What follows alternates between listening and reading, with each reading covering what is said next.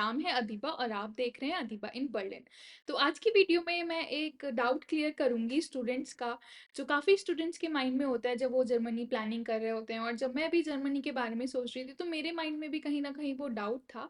So the doubt और the question is, can we send our block amount money back to our home and we can survive here with our part time job income और mini job income?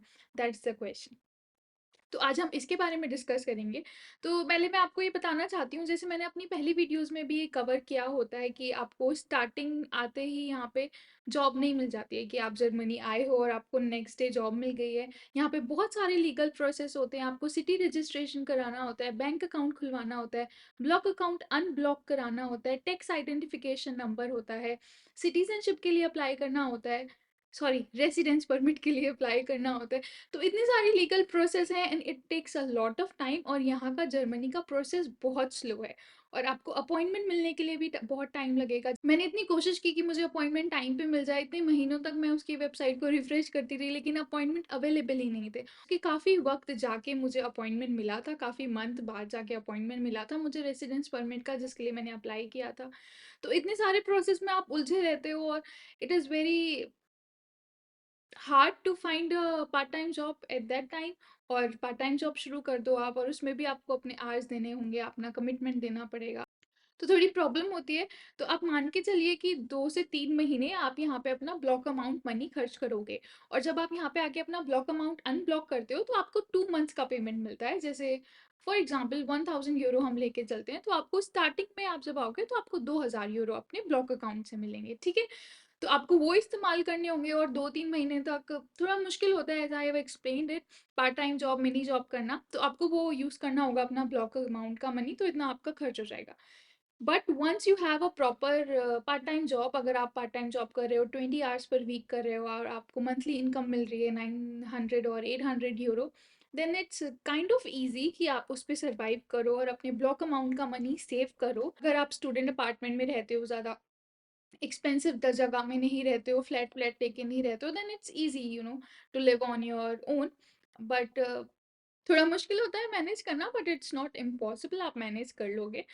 और आप अपना ये पैसे कुछ time के लिए घर पे भी भेज सकते हो, ब्लॉक अमाउंट। बहुत सारी वेबसाइट्स होती हैं, आप बैंक के थ्रू भी भेज सकते हो, वाइज होती है जो मैं पर्सनली यूज़ करती हूँ, रेमिटली होती है, बहुत सारा होता है। और बट आई बिलीव जो बैंक ट्रांसफ़र होता है उसमें थोड़ा सा टैक्स ज़्यादा लग जाता है, तो इसलिए मैं बैंक से ट्रांसफ़र नहीं करती हूँ।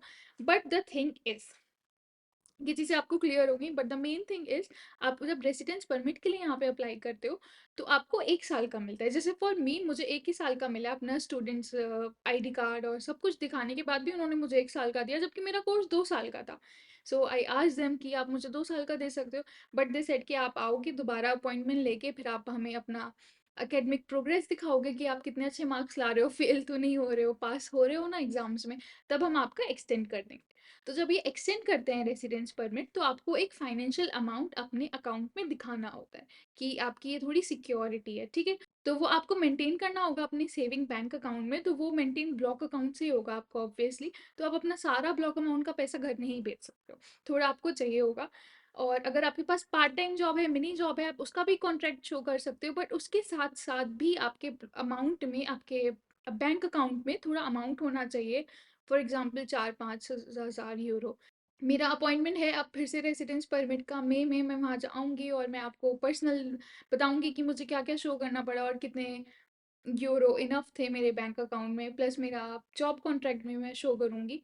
So this is the thing, आपको इससे आइडिया मिला होगा कि आप अपने घर पे कितना पैसा भेज सकते हो, कैसे भेज सकते हो, और आप अपनी पार्ट टाइम जॉब से यहाँ पे रह पाओगे, लिविंग एक्सपेंसेस कर पाओगे या नहीं। बट ये सब ठीक है, लेकिन आपको फिर भी अपने अमाउंट अकाउंट में थोड़ा सा पैसे रखने चाहिए ब्लॉक अकाउंट के, क्योंकि जो आपके पार्ट टाइम जॉब की इनकम होती है वो उड़ जाती है, लाइक वो एकदम कैश हो जाती है, पता नहीं चलता है, वो एकदम खर्च हो जाती है। तो जो आपकी बेसिक सेविंग होगी वो आपके ब्लॉक अमाउंट से ही होगी, ब्लॉक अकाउंट के अमाउंट से। तो आप वो शो करोगे तो आपका रेसिडेंट परमिट रिन्यू हो जाएगा, और उसके बाद में भी जैसे मैंने आपको पहले बताया, आप बीच बीच में थोड़ा थोड़ा भेज सकते हो, तो आप वो फिर भेज सकते हो अपना पैसा घर पे। I hope that clears your point, और आपको समझ आया होगा कि कैसे क्या करना है और कितना चाहिए होता है।